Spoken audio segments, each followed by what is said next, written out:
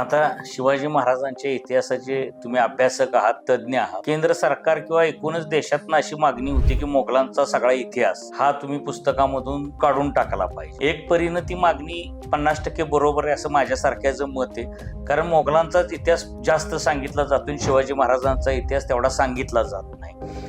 तर मोगलांचा इतिहास किती असला पाहिजे, शिवाजी महाराजांचा इतिहास किती असला पाहिजे, का संपूर्ण मोगलांचा इतिहासच काढून टाकायचा आणि फक्त शिवाजी महाराजांचाच इतिहास ठेवायचा?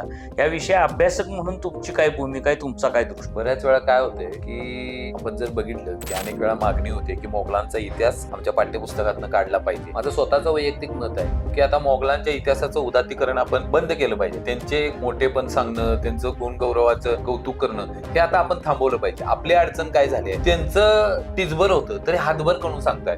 अरे आमचं एवढं समुद्रभर आहे जे इतकं प्रचंड आहे, मग आम्ही सांगायला कमी पडतोय. त्यामुळे मोगलांचं उदात्तीकरण आता आम्ही थांबवलं पाहिजे. पण ज्या ठिकाणी गरज आहे, जर आपण बघितलं की आम्ही म्हणतो अफजल खानाच्या कबरीचं काय करायचं, तुम्ही त्याचं उदात्तीकरण अजिबात करू नका, त्याचं कौतुक अजिबात करू नका, तिथं नमस्कार चमत्कार करायला अजिबात जाऊ नका.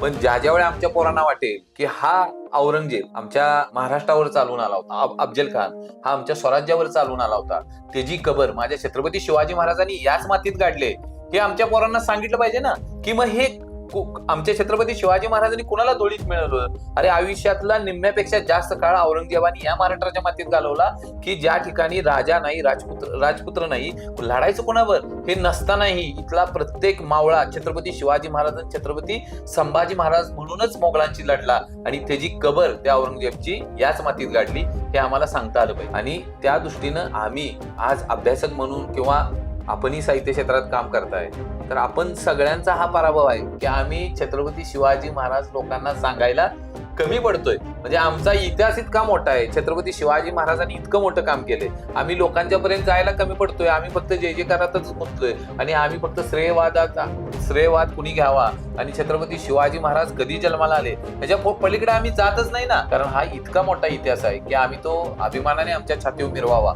एवढा प्रचंड इतिहास आमच्या छत्रपती शिवाजी महाराज.